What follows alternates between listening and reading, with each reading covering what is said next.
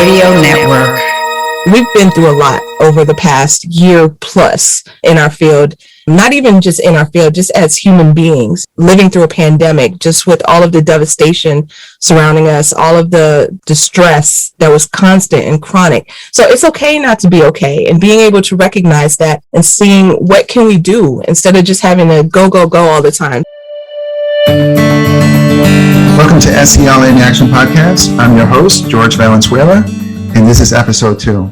My SEL story began with my own 2 children and caused me to take a very deep dive into emotional intelligence. This is because as they got older, they stopped responding to me the way they used to when they were younger. Whenever I said or did something that they don't like or agree with, they would ignore me. And so being a reflective educator, I knew I had some learning gaps. And I knew I had to learn some new skills in order to make our relationship work as they got older. So for those listening out there, how are you developing your emotional intelligence skills?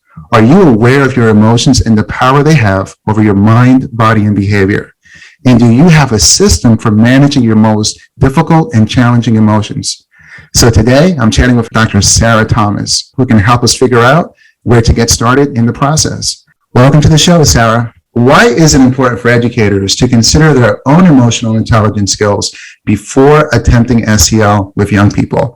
Well, the thing about our profession is that it's very human-centric. We are obviously humans, so we need to be aware of our own lens before we dive in with students, and that includes our own biases.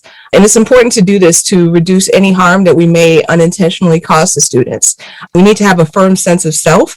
But on the flip side, I also think that it's a little bit of both because we're on a constant journey and we're always evolving and growing. So we need to be aware of that as well. Being very self-reflective and being able to kind of see our own places where we're in need of growth.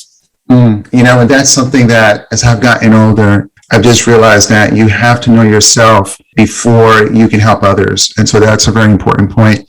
So what can educators do for improving or leveling up, as we say in education, their own emotional intelligence skills? And what are some really good resources? I can speak from personal experience saying that a lot of my learning in this area has been through the power of community. There are millions of educators out there and more each day that are getting connected, and the expertise within our community that people share through Voxer groups, for example. There's a great one that I'm in called Clear the Air EDU, where a lot of people talk about their social justice work. So Voxer groups, where people are constantly sharing resources, Twitter chats, podcasts, books, blogs. The lifelong self-directed learning piece is very, very strong. So going out and actively seeking to become better is a huge part of the equation. And also, I would say, knowing when you need help personally.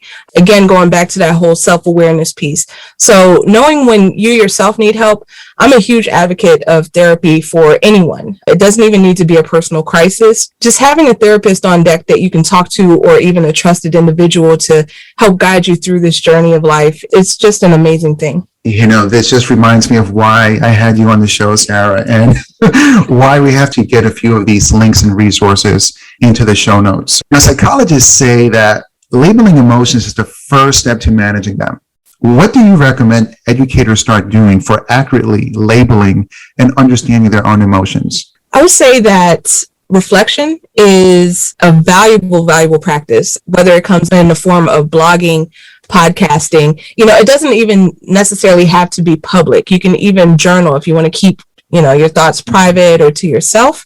Also, positive self-talk has been one thing that has helped me. There's a lot of different books that I'm reading, and one of them is talking about the power of just controlling what you do as a result of those thoughts through positive self-talk. And once again, having that trusted circle to turn to be able to provide a different perspective into our thoughts. Something, I used to think that I was the only one that had certain issues. And around 2017, I was asked to speak in Washington, D.C. Yeah. And I was so nervous. And I didn't have anyone at that time to, give me positive talk. So I wrote it down. And I wrote down that you're a good man, that you've done a lot of hard work, and that, God is going to guide you, but that you will be guided and all these things. And if you weren't meant to be here, then you wouldn't be here. And that helped me so much that I started to read it every day until I didn't need it anymore. And another significant breakthrough I had in my emotional intelligence journey is that emotions precede feelings and feelings precede behavior. Yes. And when I found that out, I realized that I am not the anger. I am not the pain. I am not the resentment.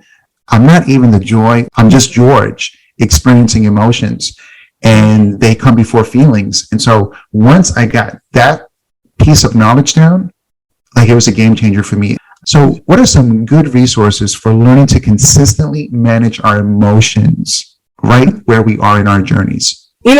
That story that you just shared was so powerful, because there's so many books that I read that say the same thing as far as writing down your affirmations and being able to read them and reflect on them. So what you said is just super, super powerful. There was another thing that you said that reminded me of some great advice that I got one time about how there's so many great resources for children that are also helpful to us as adults. It was recommended to me when I was going through a very tough time to watch the movie Inside Out by Pixar. And that was just a huge game changer for me. And it spoke to what you were saying. You are not your emotions, person experiencing those emotions. So I really love that you said that. But as far as some good resources for managing our emotions, then I'm a firm believer in meditation. I don't do it as much as I should, but I know that when I do it, then I'm usually happy that I did. So there's so many different apps out there with free plans for educators, such as Headspace and Calm and things like that. And also, again, circling back to the professional influence in your life, whether it be a therapist, a counselor, a good life coach, there are apps that do that where folks can connect with licensed counselors, such as Talkspace is one, or even just going through your insurance and seeing what's available in your network. So all of these things, they can definitely help educators manage our emotions. So we definitely have to beef up the show notes. Wow, so many rich ideas here. Thank you so much. Well, final question. In an ideal world, and if Dr. Sarah Thomas had the power, what would she change about education? Change about education, not what we can do, but education, policy, and things like that, to help educators begin improving our emotional health and for being at our very best every day in our classrooms?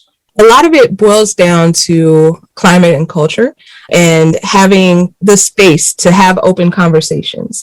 I think that a lot of times educators are under pressure to put a lot on their plates in order to have job security or outside mandates or things of that nature. But having those open conversations and being able to say that, okay, I'm struggling right now. What can we do about it?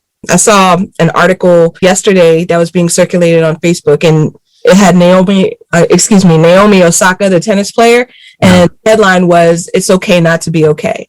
That really resonated because we've been through a lot over the past year plus in our field, not even just in our field, just as human beings living through a pandemic, just with all of the devastation surrounding us, all of the distress that was constant and chronic. So it's okay not to be okay, and being able to recognize that and seeing what can we do instead of just having to go all the time. So also sometimes more time for rest and recharging.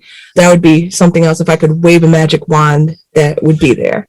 You know what, Sarah? You just really gave us our next show. We really need to really consider the SEL of educators and having difficult conversations, establishing a culture, and I think creating norms and shared agreements around the work of SEL. Thank you. And just wanted to give a huge shout out to Mandy Freilich, who has really expanded my mind when it comes to SEL for educators. I would say that my passion in this topic was sparked by reading a lot of her work. So just wanted to give her that quick shout out before we go. And so that wraps up another great conversation. Thank you, Dr. Sarah Thomas, for being on the show. Until next time, this is SEL in Action Podcast, and I'm Jorge Valenzuela. This program is produced by Accretive Media for the BAM Radio Network. Thanks for listening.